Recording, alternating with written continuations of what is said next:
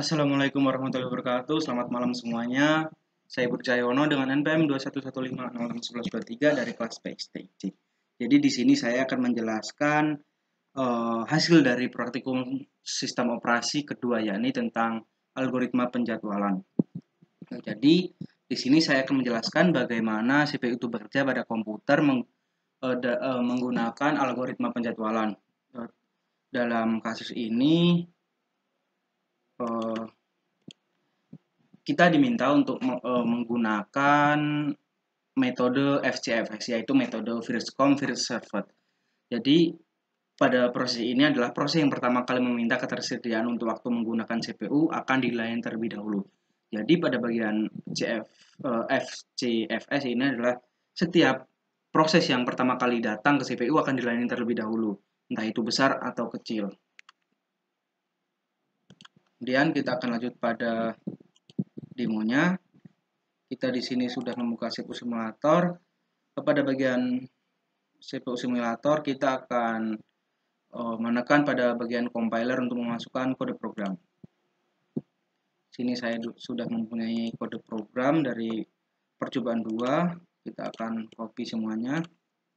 Kita copy dan kita paste ke dalam compiler di CPU simulator. Oke, di sini kita akan paste.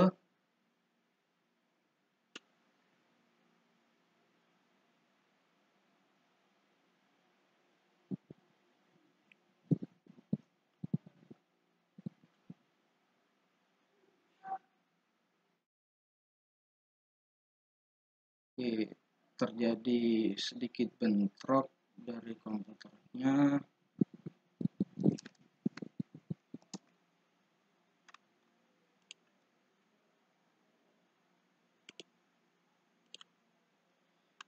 Oke, di sini kita akan compile kodenya, kemudian kode akan ditampilkan pada program kode output. Kita compile, dan kode berjalan.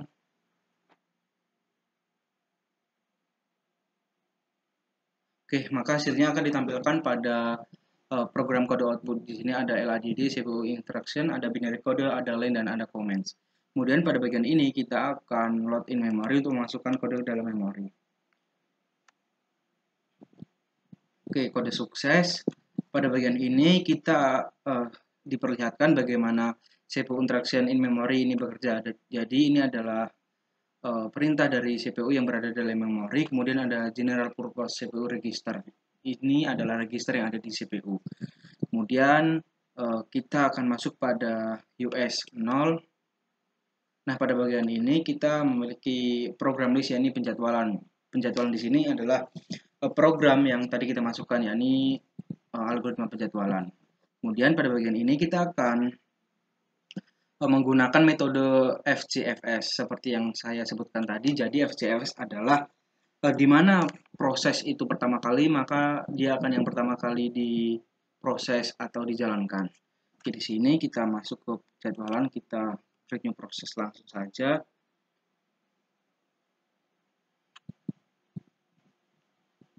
Nah, programnya sudah masuk pada ready process dan di sini ada running process. Kemudian kita menggunakan first come first served dengan kecepatan di sini kita maksimalkan. Kemudian kita akan start.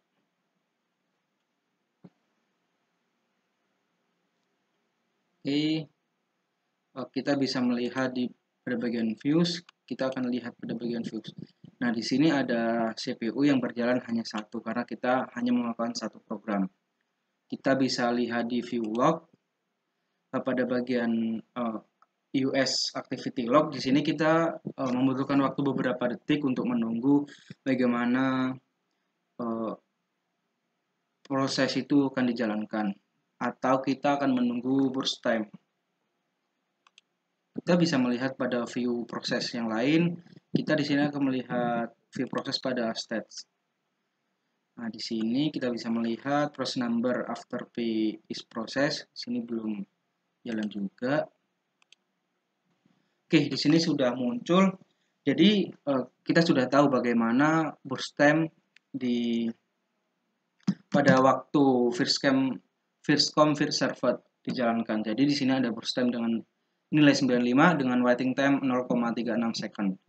Jadi P1 di move from ready to running state on CPU. Jadi di sini ready dan running dijalankan dan menunggu. Oke.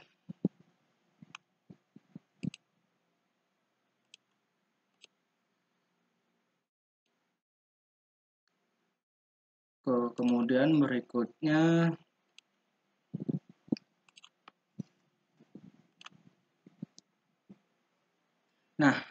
pada FCFS ini waktu untuk menunggu P1 adalah 0 P2 adalah 24 dan P3 adalah 23 sehingga rata-rata waktu tunggu adalah 0 plus 24 plus 27 per 3 sama dengan 17,9 detik. Nah, di sini kita bisa menyimpulkan ya jika proses 1 itu prosesnya adalah 0, kemudian proses 2 adalah 24 dan proses 3 adalah nilainya 27. Kemudian algoritma FCFS termasuk non-preemptive karena sekali CPU dialokasikan pada suatu proses, maka proses tersebut akan memakai CPU sampai proses tersebut melepaskannya, yaitu jika proses tersebut berhenti atau meminta input-output. Kita bisa lihat pada bagian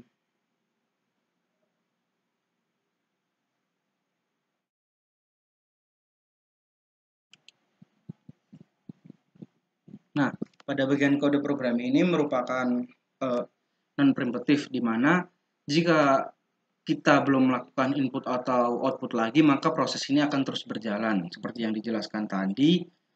Jadi algoritma FCFS termasuk non-preemptive karena sekali CPU dialokasikan pada satu proses, maka proses tersebut akan memakai CPU sampai proses tersebut melepaskannya atau selesai.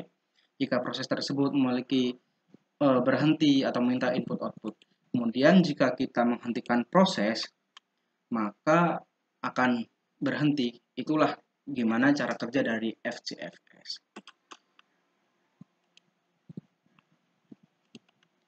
Kemudian selanjutnya saya akan menjelaskan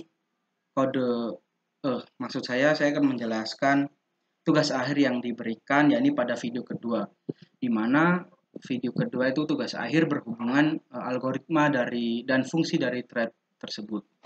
Jadi untuk tugas 2 di sini kita bisa menjelaskan SGF dan round robin yang akan saya jelaskan pada video kedua.